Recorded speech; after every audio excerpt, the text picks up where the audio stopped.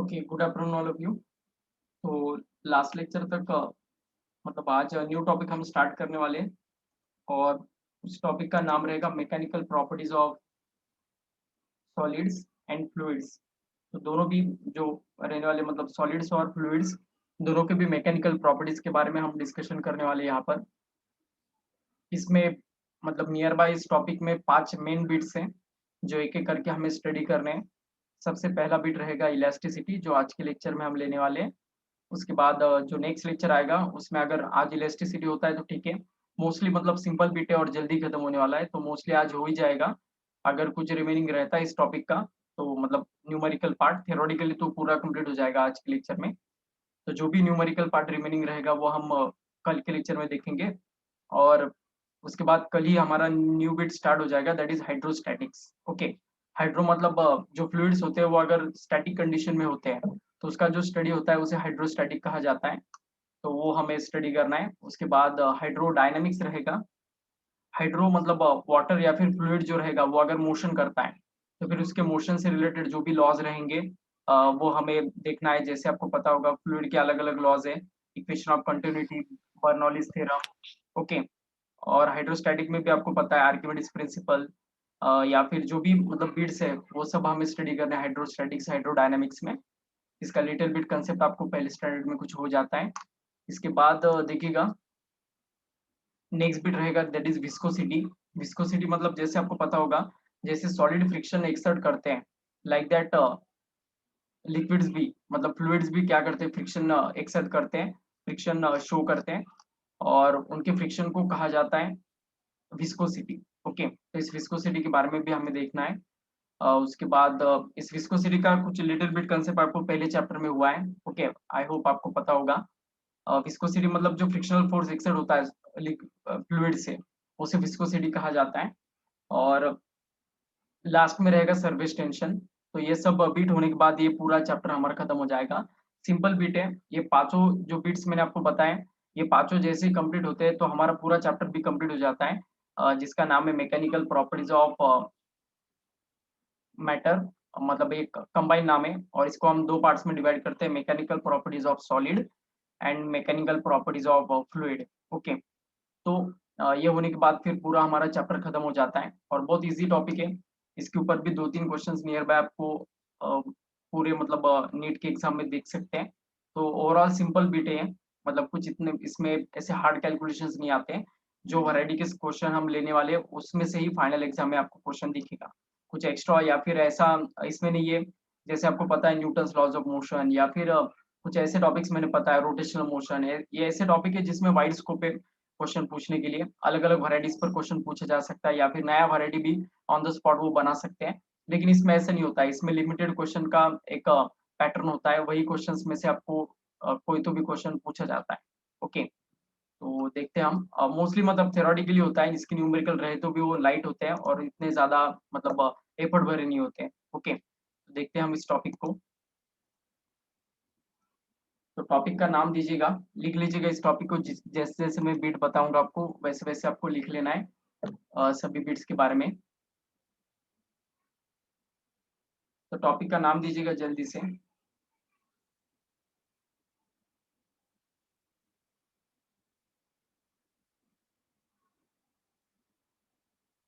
Mechanical properties of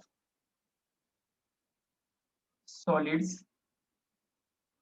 and fluids. और इसमें सबसे पहला बिट रहेगा जो आज के लेक्चर में हम डिस्कस करने वाले हैं दैट इज इलास्टिसिटी। तो स्टार्ट करते हैं इस बिट को। इसके अब मतलब इतना कुछ टेबल ऑफ कंटेंट इसका बड़ा नहीं है इस वजह से कुछ लिख कर नहीं दे रहा हूँ। एक-एक करके हम डायरेक्टली देखेंगे इसके एक-एक बिट को। ओके। तो अब देखिएगा इलास्टिसिटी में सबसे पहला जो कांसेप्ट है जो हमें डिस्कस करना है यहाँ पर आपको जिस वे से लगे उस वे से लिख लेना। ओके। जो लैंग्वेज में आप समझते हो उस लैंग्वेज में इसके डेफिनेशन लिखे तो भी चलेगा। ये डेफिनेशन ऐसा पार्ट होता है जो हमें लगता है ये टॉपिक पढ़ने से पहले लेकिन इसके ऊपर कभी कुछ क्वेश्चन नहीं आते। तो इस वजह से आपको जैसे समझ में आया वैसे उसका पॉइंट मार्क डाउन कीजिएगा। तो पहला पॉइंट है इस टॉपिक का रिजिड बॉडी। रिजिड बॉडी कोई बताएगा मुझे क्या रहेगा? रिजिड बॉडी का कांसेप्ट हमें इसमें हुआ है। Rotational motion, system of particle and rotational motion. उस टॉपिक में भी स्टार्टिंग में मैंने आपको रिजिड बॉडी का कंसेप्ट पढ़ाया था। आई होप आपको पता होगा। तो कोई बता सकता है रिजिड बॉडी क्या रहेगा? ठीक है, स्टोन को हम कंसिडर करते हैं रिजिड बॉडी, राइट है। नॉन इलास्टिक बॉडी, ठीक है, ये भी सही है। ओके, मतलब आपको कंसेप्ट पता है इस रिजिड बॉडी के बारे में। इसको हम डिफाइन कैसे कर सकते हैं? एक ऐसा बॉडी कि जिसके ऊपर कितना भी फोर्स आप अप्लाई क्यों ना करते हो। ओके, शेपलेस नहीं, शेपलेस तो नहीं हो सकता है, शेप तो रहेगा उसे कुछ ना कुछ, लेकिन मतलब इसको परफेक्टली हम कैसे डिफाइन कर सकते हैं वो मैं आपको बता रहा हूँ। कि अगर हम किसी बॉडी पर फोर्स अप्लाई करते हैं ना, नहीं, एंगुलर वेलोसिटी का भी कुछ कंसेप्ट नहीं रहेगा। एंगुलर वेलोसिटी ये वो सब रोटेशनल मोशन की चीजें, यहाँ पर वो कुछ भी नहीं लगने वाला है। अगर हम किसी बॉडी पर फोर्स अप्लाई करते हैं ना, बहुत ज्यादा फोर्स अप्लाई करने के बावजूद भी उसके दो पार्टिकल के बीच का अगर डिस्टेंस चेंज नहीं होता है ना, ओके, तो फिर उस बॉडी को रिजिड बॉडी कहना है। ओके, फिर से मैं एक बार रिपीट कर रहा हूँ। If force is applied on body, if a large amount of force applied on a body, it doesn't changes position of constituent particles, then the body is said to be a rigid body। तो इसका definition अगर लिखना है तो लिख लीजिएगा। A body is said to be rigid, a body is said to be rigid if the relative positions of its constituent relative positions of its constituent particles relative positions of its constituent particles relative positions of its constituent particles remain unchanged remain unchanged remain unchanged when external deforming forces when external deforming forces when external deforming forces are applied on it when external deforming forces are applied on it। तो rigid body, perfectly rigid body मैंने आपको बताया था कि हमारे nature में exist ही नहीं करता है, लेकिन नियर बाय परफेक्ट बॉडी के करीब, मतलब हम एक प्रैक्टिकल बॉडी को अगर कंसिडर करना है ना रिजिड, तो फिर हम स्टोन, आयरन बार या फिर डायमंड को कंसिडर कर सकते हैं as a rigid body. Is it okay? All of you getting this? और कुछ बताने की जरूरत है इसके बारे में?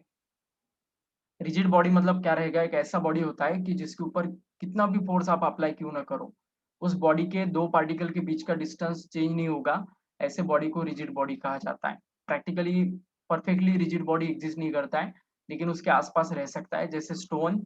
उसके बाद गोल्ड नहीं रह सकता है, गोल्ड हाईली डक्टाइल होता है, उसे थोड़ा भी फोर्स अप्लाई किया तो वो अपना शेप चेंज कर देता है, तो गोल्ड बिल्कुल भी नहीं रहेगा। डायमंड, स्टोन और आयरन बार, ओके, ये ऐसे कुछ एग्जांपल है जिनको हम रिजिड बॉडी के तौर पर कंसिडर कर सकते हैं। ओके, तो ये पहला बिट इस टॉपिक का क्लियर हुआ, that is rigid body. Okay, अभी देखिएगा इस टॉपिक का जो नाम है वही हमें अब देखना है, दैट इज इलास्टिसिटी। ये भी एक इम्पोर्टेंट प्रॉपर्टी होता है किसी भी सब्सटेंस का। इलास्टिसिटी मतलब अब देखिएगा क्या होगा, अगर हम मतलब अब रिजिड बॉडी एक ऐसा बॉडी होता है ना जिसके ऊपर कितना भी फोर्स अप्लाई क्यों ना करो आप, वो बॉडी अपना शेप भी चेंज नहीं करता है। तो इसके एग्जैक्टली अपोजिट नेचर का बॉडी मतलब इलास्टिक बॉडी रहेगा। ओके, स्टील नहीं कह सकते हम, स्टील आपको बताऊंगा मैं, steel is highly elastic body. Okay, क्यों होगा, कैसे होगा, ये बताऊंगा मैं बाद में, इस टॉपिक में हमें इसका जवाब मिलने वाला है। ओके, तो देखिएगा अब रबर हाईली इलास्टिक है। हाँ, इलास्टिक बॉडी का अगर एग्जांपल दे रहे हो तो रबर सही एग्जांपल है। इलास्टिसिटी मतलब अब क्या रहेगा, अब देखिएगा जैसे आपको पता होगा, अगर किसी बॉडी पर अगर हम फोर्स अप्लाई करते हैं ना, और वो बॉडी फोर्स रिमूव करने के बाद ओरिजिनल अपना शेप रिगेन करता है, ओके, तो ऐसे बॉडी को इलास्टिक बॉडी कहा जाता है। जैसे रबर बैंड एक बेस्ट एग्जांपल है, आपको पता होगा, रबर बैंड पर अगर हम फोर्स अप्लाई करते हैं तो वो डिफॉर्म होता है, अपना शेप वो चेंज करता है। ओके, जैसे ही फोर्स रिमूव हो जाता है तो फिर से वो रबर बैंड अपने ओरिजिनल शेप को एक्वायर कर लेता है। ओके, तो इसी प्रॉपर्टी को रबर के कहा जाता है इलास्टिसिटी। ओके, मतलब ये इलास्टिक प्रॉपर्टी होता है उस रबर का, तो this property is called as elasticity. Okay, तो आई होप आपको ये मतलब समझ में आ गया होगा इलास्टिक बॉडी मतलब कैसे बॉडी यूज होते हैं। ऐसे बॉडीज जिनके ऊपर फोर्स अप्लाई करने के बाद वो अपना शेप चेंज कर लेते हैं, और जैसी फोर्स रिमूव कर दिया, फिर से वो अपने ओरिजिनल शेप में वापस आ जाते हैं, ऐसे बॉडी को रिजिड बॉडी कहा जाता है। ओके, इसके एग्जांपल है रबर, क्वार्ट्ज, ओके, और भी बहुत सारे एग्जांपल है, स्पंज होता है, आपको पता होगा, ठीक है? तो ये सभी एग्जांपल्स है रिजिड मतलब इलास्टिक बॉडी के। तो इस प्रॉपर्टी का डेफिनेशन लिख लो, ओके? तो ये एक इंपॉर्टेंट प्रॉपर्टी होता है अनदर हमारे मतलब नेचर में एग्जिस्ट होने वाले बॉडीज में से। The property of matter, the property of matter by virtue of which the property of matter by virtue of which a body tends to regain its original shape, the property of matter by virtue of which a body tends to regain its original shape, the property of matter by virtue of which body tends to regain its original shape and size, original shape and size after the removal of deforming force, after the removal of deforming force, after the removal of deforming force is called elasticity, it's called elasticity। फिर से एक बार समझ लो, एक बार फिर से repeat करता हूं मैं डेफिनेशन को। The property of matter, the property of matter by virtue of which a body tends to, a body tends to regain its original shape and size, regain its original shape and size after the removal of deforming forces, after the removal of deforming forces is called elasticity, it's called elasticity। Okay, तो इसी को हम elasticity कहते हैं। Just 1 minute. अभी अगर किसी को भी दिक्कत आता है तो चैट बॉक्स में कहिएगा, कोई भी माइक ऑन नहीं करेगा। तो देखिएगा अब ये रहेगा इलास्टिसिटी, ये भी एक इंपॉर्टेंट प्रॉपर्टी होता है सब्सटेंस का। तो इस डेफिनेशन में आपको एक बिट आया था जिसका नाम था डिफॉर्मिंग फोर्स। ओके, तो थर्ड पॉइंट हमारा यही रहेगा इस चैप्टर का, दैट इज डिफॉर्मिंग फोर्स। मैंने आपको याद करो फोर्स जब मतलब न्यूटन्स लॉज ऑफ मोशन जब पढ़ाया था तब मैंने फोर्स के इफेक्ट बताए होंगे आपको। फोर्स 5 तरीके के इफेक्ट करता है।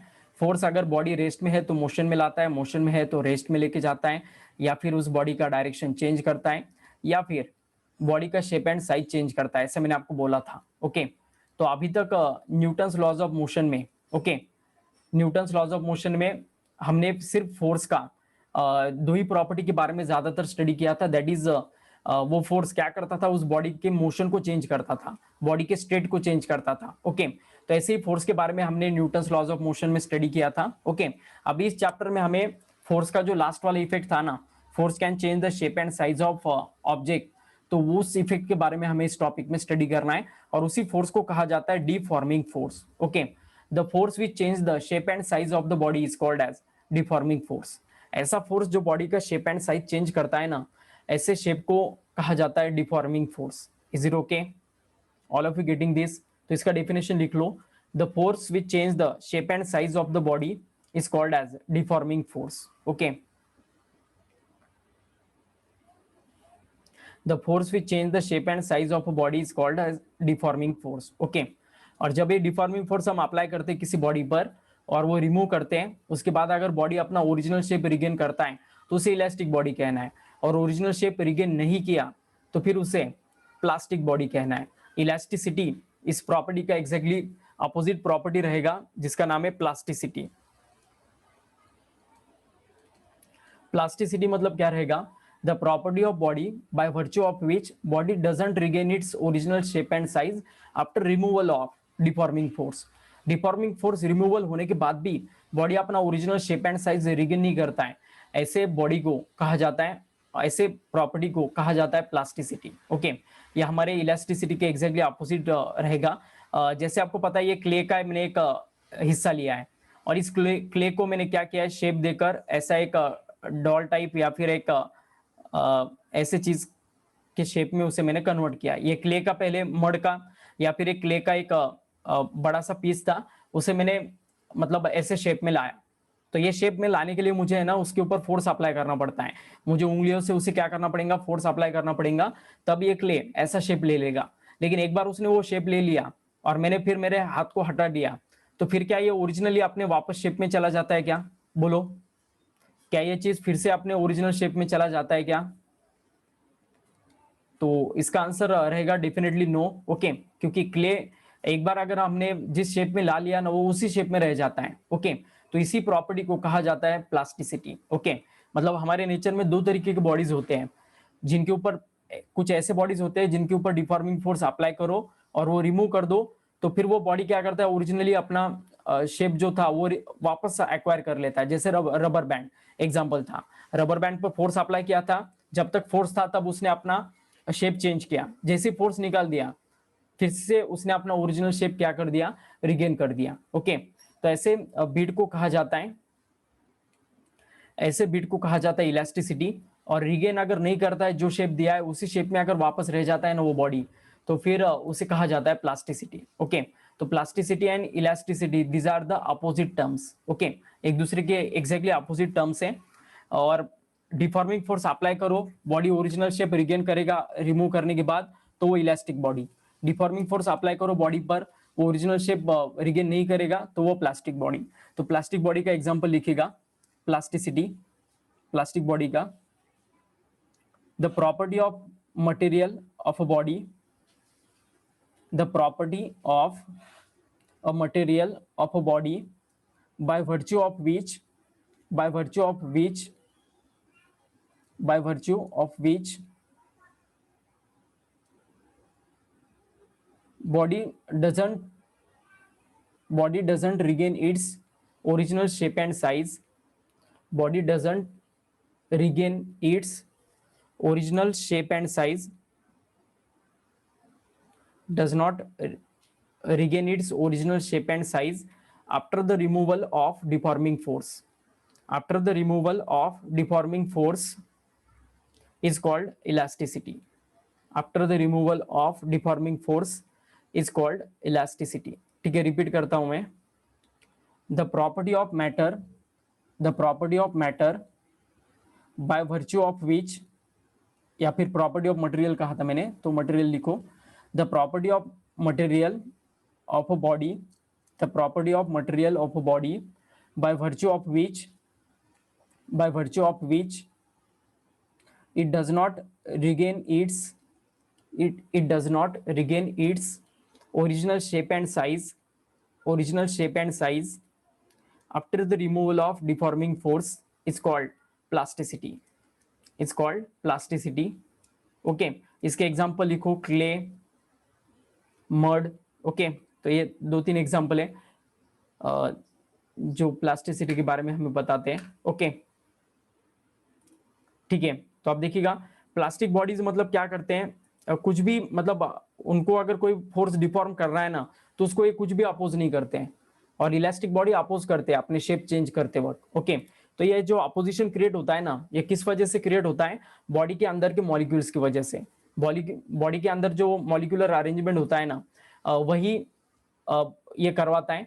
इस वजह से ये जो फोर्स होता है ना, जो बॉडी को ओरिजिनल शेप में वापस लाता है, इसे कहा जाता है रिस्टोरिंग फोर्स। आपको पता होगा कोई भी स्प्रिंग, ये रिस्टोरिंग फोर्स का कंसेप्ट मैंने आपको थोड़ा तो भी पढ़ाया था स्प्रिंग फोर्सेस के बीट के अंदर। ओके, तो ये वही बीट है, ये इंटरमॉलिक्यूलर फोर्स होता है। तो फिफ्थ कंसेप्ट रहेगा हमारा इस चैप्टर का, that is restoring force. Restoring force मतलब क्या रहेगा, ऐसा फोर्स जो बॉडी को अपने ओरिजिनल शेप में वापस लाता है, ऐसे फोर्स को कहा जाता है रिस्टोरिंग फोर्स। ओके, और ये बॉडी के इंटरनल जनरेट होता है, इस कारण इसे इंटरनल रिस्टोरिंग फोर्स कहा जाता है। Okay, the force which responsible to regain the original shape of body after the removal of deforming force is called restoring force. Restore मतलब फिर से अपने ओरिजिनल शेप में वापस लाना, ये करवाने वाला जो फोर्स रहेगा वो रिस्टोरिंग फोर्स रहेगा। ओके, तो लिखिएगा इसका डिफिनेशन, रिस्टोरिंग फोर्स,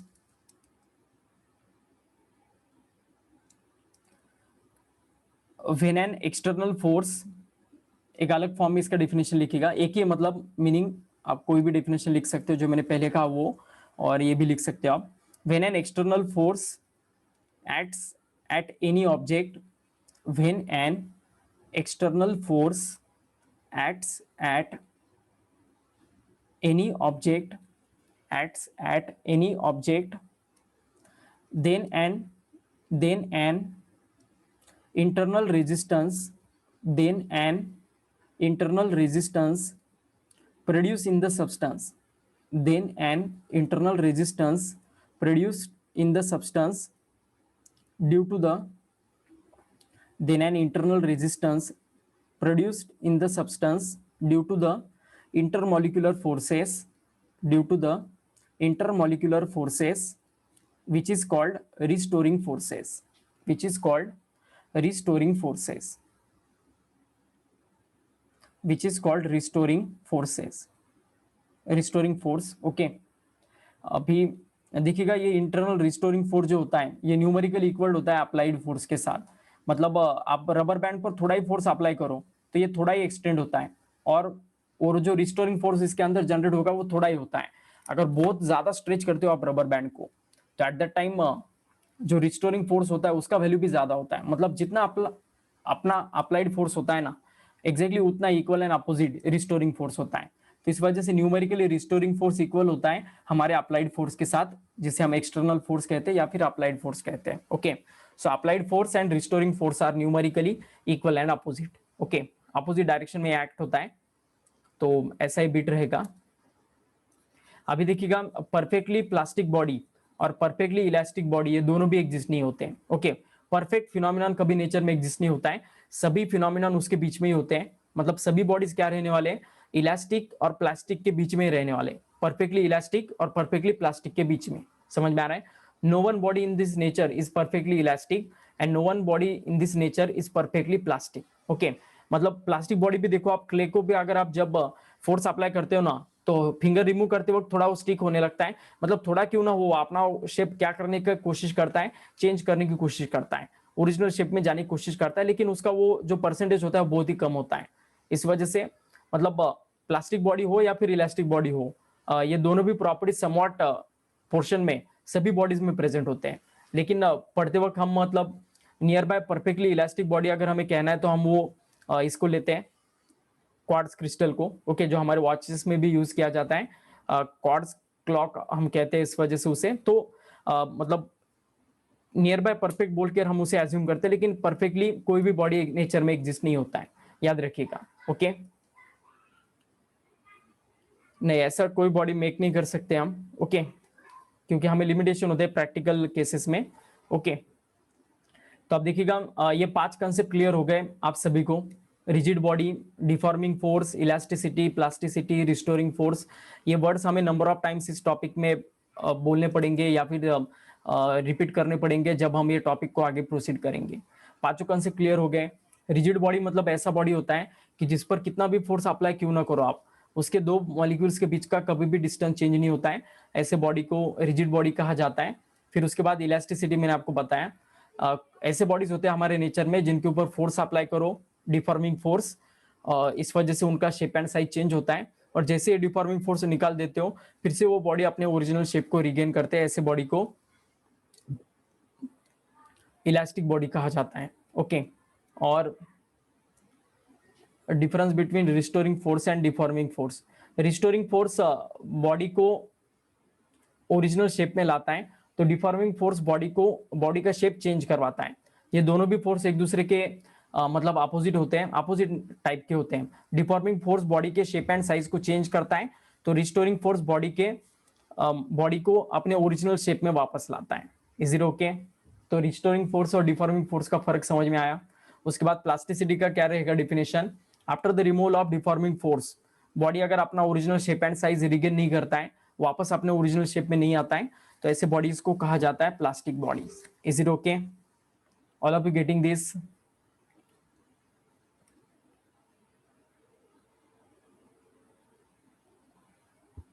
ठीक है तो अब देखिएगा इस टॉपिक का मतलब ये तो कुछ इंट्रोडक्टरी पॉइंट्स थे इस टॉपिक के अभी हम इस टॉपिक के मेन बिट की ओर जाने वाले हैं और सबसे पहला बिट रहेगा इस टॉपिक का जो सबसे इंपॉर्टेंट है और वो है स्ट्रेस ओके स्ट्रेस मतलब क्या रहेगा आप देखिएगा Stress is nothing but the applied force per unit area. The restoring force acting per unit area of cross section of the deforming body is called as stress. Okay, या फिर सिर्फ applied force भी कहो या फिर deforming force भी क्यों ना कहो, मतलब रिस्टोरिंग फोर्स भी क्यों ना कहो आप, या फिर अप्लाइड फोर्स भी क्यों ना कहो, दोनों भी वैल्यू इक्वल एंड अपोजिट होते हैं, तो दोनों भी फॉर्मूले चलते हैं स्ट्रेस के लिए. Stress is nothing but the restoring force per unit cross section area, the restoring force per unit cross sectional area, या फिर जस्ट फोर्स अपॉन एरिया कहा तो भी चलता है सिंपल लैंग्वेज में. अब ये रिस्टोरिंग फोर्स रहा तो भी चलता है और अप्लाइड फोर्स रहा तो भी चलता है, कुछ भी दिक्कत नहीं, क्योंकि ये दोनों भी फोर्स इक्वल होते हैं न्यूमेरिकली. सो अप्लाइड फोर्स और restoring force per unit area, this factor is called as stress. Okay, तो अब internal restoring force per unit area of cross section चलता है, ये भी वही मतलब बीट है. ओके, तो देखिएगा अब फोर्स अपॉन एरिया, इसका मतलब फॉर्मूला रहेगा स्ट्रेस का. स्ट्रेस को ऐसे कुछ सिंबल नहीं होता है, इस वजह से वर्ड पूरा ये लिखा जाता है हमेशा. तो stress is equal to force upon area रहेगा. तो इसका ऐसा यूनिट क्या आएगा बोलो बच्चों, what is the SI unit of this quantity? Newton per metre square, right answer है. फोर्स का न्यूटन होगा, एरिया का मीटर स्क्वायर होगा, so newton per metre square. Okay, ये होगा ऐसा यूनिट. सीजीएस यूनिट बताओ.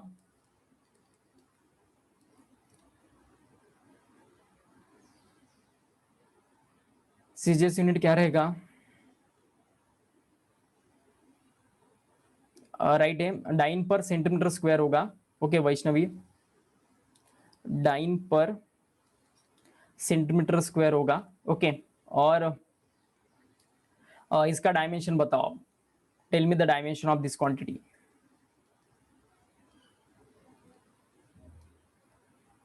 ठीक है, m1 t⁻², l⁻², ठीक है चलेगा. और कोई? ठीक है, ठीक है, तो इसका डायमेंशन क्या रहेगा? अब देखिएगा, न्यूटन के डायमेंशन को हमें एरिया के डायमेंशन से डिवाइड करना पड़ेगा. न्यूटन का डायमेंशन आपको पता है m1 l1 t⁻² होता है और एरिया का l2 होता है. तो नीचे का l2 ऊपर चला जाएगा तो l+1 - 2 l⁻⁻1 आएगा. तो फाइनली फिर क्या आने वाला है देखिएगा, m1 l⁻⁻1 एंड t⁻². तो इस टॉपिक में बहुत सारे ऐसे क्वांटिटीज है ना जो स्ट्रेस के साथ ही इक्विवेलेंट है, इस वजह से ये डायमेंशन आपको बहुत ज्यादा बार इस टॉपिक में आने वाला है. बहुत सारे मतलब इसके बाद कुछ मॉड्यूलस होते हैं, इन सभी मॉड्यूलस का यही ऐसा यूनिट है और यही डायमेंशन है. इस वजह से इस टॉपिक में ये सबसे ज्यादा लगने वाला डायमेंशन है. ओके, और ये डायमेंशन किसके साथ इक्वल आएगा बोलो बच्चों, किस किस क्वांटिटी के साथ ये डायमेंशन इक्वल आएगा? ऐसा एक क्वांटिटी हुआ है हमें पहले भी जिसके साथ ये डायमेंशन इक्वल है. राइट आंसर है, राइट है, प्रेशर. प्रेशर ये क्वांटिटी है जिसका यही फॉर्मूला है force upon area. That's why pressure हो या फिर स्ट्रेस हो, दोनों के भी डायमेंशन क्या होते हैं? सेम होते हैं. ओके, और वो यही आने वाले m1 l⁻⁻1 t⁻². Okay, so this is the concept related to the stress. ठीक है, स्ट्रेस समझ में आ गया. The restoring force per unit area और the applied force per unit area is called as stress. Stress का formula F/A रहेगा. Okay, तो ऐसा ये पूरा बीट रहेगा रिलेटेड टू द स्ट्रेस. अभी स्ट्रेस के टाइप से जो हमें एक एक करके देखना है, तो स्टार्ट करते हैं हम इस बीट को. अब अच्छे से देखिएगा ये बीट को.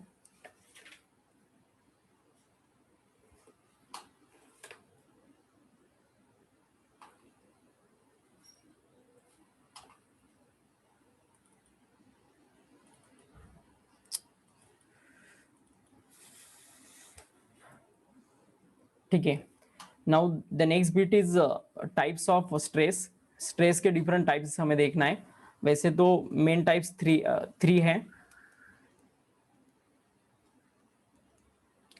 Types of stress main 3 types हैं, लेकिन सब टाइप्स अलग अलग होते हैं इसके.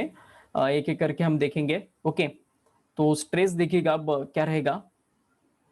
Applied force per unit area, ये मतलब स्ट्रेस होता है, लेकिन जो अप्लाइड फोर्स होता है ये अलग अलग वे से डायमेंशंस बॉडी के चेंज करता है. अगर अप्लाइड फोर्स बॉडी का लेंथ चेंज करवाता है ना, तो फिर ऐसे स्ट्रेस को लॉन्जिट्यूडिनल स्ट्रेस कहा जाता है. ओके, लॉन्जिट्यूडिनल स्ट्रेस ये पहला टाइप का स्ट्रेस रहेगा.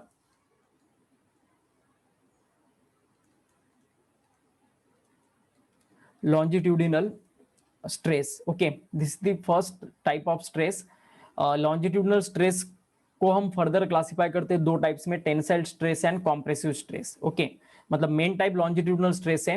लॉन्जिट्यूडनल स्ट्रेस को हम कैसे डिफाइन करेंगे? If the applied force produces change in length of the body. Okay, applied force मतलब जो डिफॉर्मिंग फोर्स है वो इस वे से अप्लाई किया जा रहा है कि ताकि वो उस बॉडी का लेंथ चेंज कर सके. ओके, तो फिर ऐसे स्ट्रेस, ऐसे फोर्स को अगर हम पर यूनिट एरिया पैरामीटर कैलकुलेट करते तो फिर उसे लॉन्जिट्यूडनल स्ट्रेस कहा जाता है. If the applied force produces change in length of the body, okay, then this type of stress is called as, then this type of deforming force per unit area is called as longitudinal stress. तो longitudinal stress को हम कैसे define कर सकते हैं, लिख लीजिएगा. if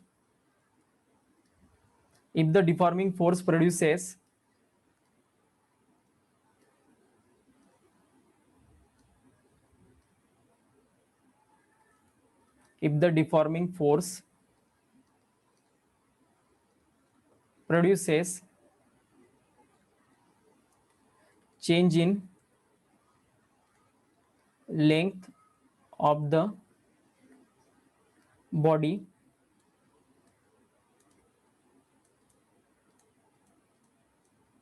then the deforming force, कौन सा डिफॉर्मिंग फोर्स? जो बॉडी का लेंथ चेंज करता है, ऐसा deforming force. Then the deforming force per unit area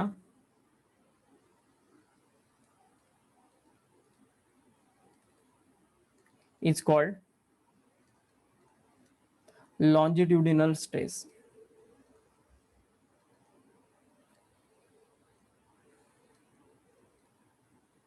तो इसका भी फॉर्मूला वही रहेगा, फोर्स अपॉन एरिया ही रहेगा इस स्ट्रेस का.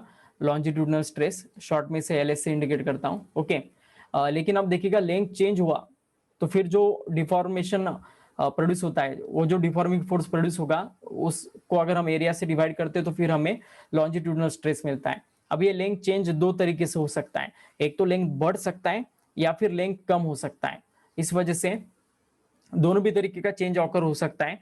तो इस वजह से लॉन्जिट्यूडनल स्ट्रेस को हम दो वे से क्लासिफाई करते हैं. मतलब मेन स्ट्रेस का टाइप लॉन्जिट्यूडनल स्ट्रेस है और इसी longitudinal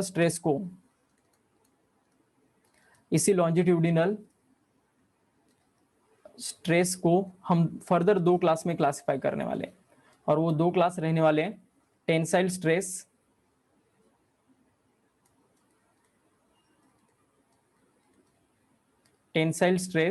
and compressive stress.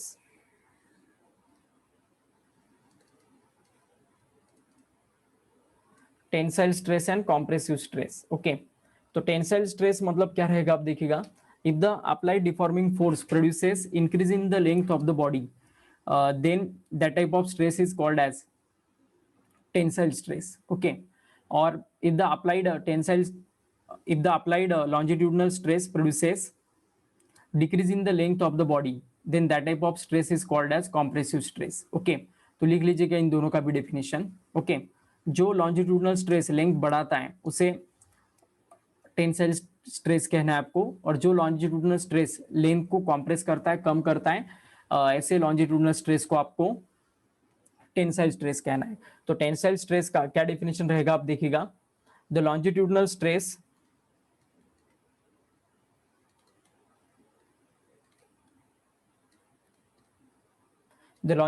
stress produces due to the increase in the length of the body,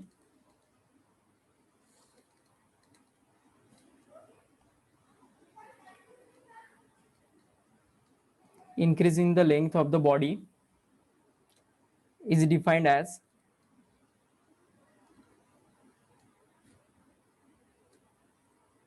tensile stress. Okay, और मतलब इसका एग्जांपल देना है तो देखिएगा, अब एक वायर को अगर हम अप्लाई करते हैं एक पुली सिस्टम के साथ और फिर इस वायर को कुछ लोड अप्लाई कर देते हैं तो इसके ऊपर टेंजेंशियल फोर्स अप्लाई होता है जो इस वायर का लेंथ इंक्रीज करने वाला है। ओके, इस वायर पर ये प्रेशर एक्सर्ट करेगा, ये लॉन्जिट्यूडनल स्ट्रेस होगा जो इस वायर का लेंथ को बढ़ाएगा। इस वजह से ऐसे स्ट्रेस को टेंसाइल स्ट्रेस कहा जाता है, टेंसाइल स्ट्रेस। ओके, इसके बाद कॉम्प्रेसिव स्ट्रेस का यही डेफिनेशन रहेगा इसके अपोजिट, द लॉन्जिट्यूडिनल स्ट्रेस